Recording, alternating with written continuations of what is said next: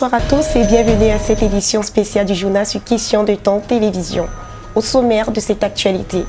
Porter l'évangile jusqu'aux extrémités de la terre, le projet Opération Enfants de Noël est monté au créneau de cette action pour apporter une marque d'attention à tous les enfants défavorisés du monde. Traduction de la Bible en langue maternelle camerounaise, la Société internationale de linguistique SIL Cameroun organise le concours d'édition et d'écriture du livre en langue maternelle et officielle pour le compte de l'année 2023. Une initiative parrainée par le ministère de l'Éducation de base avec l'accompagnement de la Commission nationale pour l'UNESCO. Voilà pour les titres. L'évangélisation par les dons a pris corps dans la ville de Yaoundé. C'était au cours d'une nouvelle édition de la conférence N-Connect tenue du mardi 23 au samedi 26 août 2023. Ces journées de partage sont initiatives renouvelées du projet Opération Enfants de Noël qui vient donner aux enfants démunis une bonne raison de sourire. En marge de cet instant de communion, les tenants de cette entreprise ont sollicité un accompagnement du gouvernement dans le cadre de l'exercice de leur mission. Voici le reportage de Jeannette Ombakobeng. Qu'il est doux et agréable pour les frères de demeurer ensemble, car c'est là que l'Éternel déverse ses bénédictions. C'est à cette occasion qu'il s'est tenu du 23 au 26 août 2023, la énième édition de la conférence N-Connect avait pour thème « Porter l'évangile jusqu'aux extrémités de la terre ». L'objectif étant de manifester l'amour de Dieu de manière tangible aux enfants démunis du monde entier, ceci sous la supervision du directeur régional Afrique centrale du projet Opération Enfants de Noël sous la coordination du pasteur Mela. Il faut comprendre National Connect, c'est-à-dire que c'est la conférence nationale qui réunit chaque année les volontaires travaillant bénévolement pour le projet Opération Enfants de Noël. Alors chaque année, ces volontaires se retrouvent à Yaoundé en principe, ça peut être ailleurs, mais ça a toujours été à Yaoundé jusqu'à présent, pour non seulement célébrer tout ce qui a été fait pendant l'année, mais aussi c'est un moment de renforcement des capacités de tous ces volontaires afin de préparer la saison à venir. Cet événement s'est tenu à Yaoundé dans le but de redonner de l'espoir et du sourire aux enfants par les différents dons et actions qu'ils posent à leur égard. Au courant de cette conférence, les activités telles que la louange et adoration ont été menées pour rendre grâce à Dieu pour tout ce qu'il a rendu possible durant ces moments. Chacun peut ainsi partager les expériences vécues dans le ministère et dans le projet Opération Enfants de Noël, qui est un rendez-vous du donner et du recevoir où les facilitateurs viennent objectivement renforcer non seulement les capacités des participants qui sont constamment sur le terrain, mais aussi partager leurs différentes expériences. Il y a donc plusieurs articulations, plusieurs activités qui se déroulent pendant la conférence N-Connect. Il y a beaucoup de louanges, beaucoup d'adoration pour rendre grâce à Dieu de tout ce que nous avons fait, du privilège qu'il nous a donné de nous retrouver encore ensemble, le privilège, le moment de célébration qu'il nous a donné de partager les expériences que nous avons vécues dans le ministère, dans le projet Opération Enfants de Noël. Cette rencontre regroupe non seulement les volontaires du Cameroun, mais également ceux de la Centrafrique et la Guinée équatoriale exerçant bénévolement dans le projet Opération Enfants de Noël. Dans le but d'étendre leur projet, ils se donnent pour mission de répandre la bonne nouvelle afin que, je cite, les peuples non atteints soient sensibilisés. Fin de citation. C'est-à-dire ceux-là qui ne connaissent pas Christ soient informés par le biais de l'évangélisation. C'est un projet qui est dans le monde entier. Nous avons National Connect qui réunit les conférenciers au Cameroun ou bien dans chaque pays tient un N-Connect. Et puis nous avons E-Connect qui veut dire International Connect. Ça réunit en principe les pays d'Afrique ou d'un continent. Et puis maintenant nous avons le G-Connect, c'est-à-dire Global Connect, qui réunit donc tous les pays qui bénéficient du projet Opération Enfant de Noël. Revenons tout en précisant que le projet Opération Enfant de Noël est basé aux États-Unis avec pour propriété principale Samaritan Spurs, qui est le membre bienfaiteur de l'Association des Samaritains. Nous avons par ailleurs reçu l'aide dans le projet du ministère des Finances dans le cadre du transport des conteneurs en nous accordant des facilitations douanières avec l'exonération des droits de taxes qui au cours du temps a été réduit de 30% depuis 2 ans. Des remerciements sont adressés au ministère suscité et un appel à l'aide au gouvernement pour l'abattement total des droits de taxes de douane jusqu'à ce que obtention du statut d'utilité publique soit donnée. Cette année est arrivée dans un contexte où on a eu beaucoup de problèmes avec l'arrivée des boîtes cadeaux. Le déficit d'exonération a poussé les partenaires à réfléchir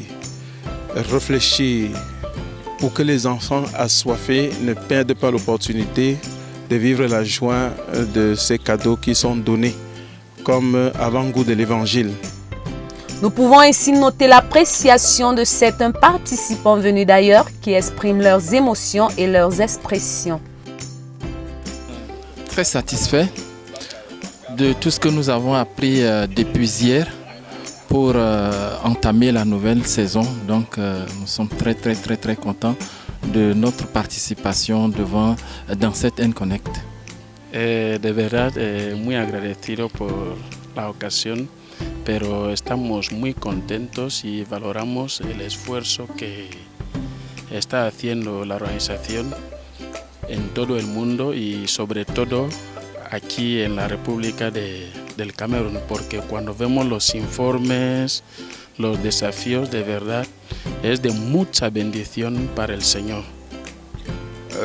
Je suis très content et nous remercions, n'est-ce pas, l'organisation parce que quand nous voyons les défis, quand nous voyons, n'est-ce pas, les réalisations de l'organisation à travers le monde, nous sommes très contents.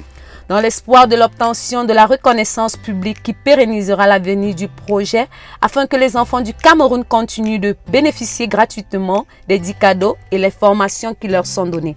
À bientôt pour une nouvelle édition. Que le Seigneur vous bénisse. Rendu à cette 2e édition, le concours d'édition et d'écriture du livre en langue maternelle camerounaise a été lancé le 19 juin dernier et depuis mercredi 20 septembre 2023, un jury a été mis en place pour délibérer sur le choix des candidats qui se sont démarqués dans le cadre de ce concours.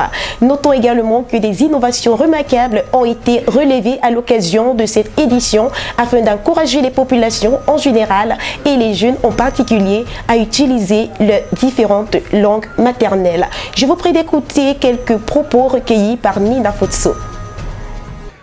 Cette idée est née vraiment très simplement parce que le Cameroun c'est un pays qui a une très grande richesse linguistique. Mais voilà, il y a des difficultés à s'intéresser à la langue parce que pour beaucoup, elle ne véhicule pas des opportunités de développement. Alors nous nous sommes dit comment aider le gouvernement à vraiment implémenter la politique linguistique dans le pays. Nous avons eu l'idée de démarrer un concours pour susciter de l'intérêt auprès des Camerounais, ceux qui peuvent déjà écrire leur langue, ceux qui ont le désir de se lancer, de vraiment comprendre, ok, lancez-vous, écrivez quelque chose et vous serez récompensé pour cela. L'attribution de ce prix, des prix à ces lauréats, est pour nous un encouragement à la production de la littérature en langue nationale. Et cela nous réjouit de voir que désormais on peut primer et primer ceux-là qui s'efforcent à produire des textes pour notre lecture. Et les innovations cette année sont déjà les différentes catégories que nous avons offertes.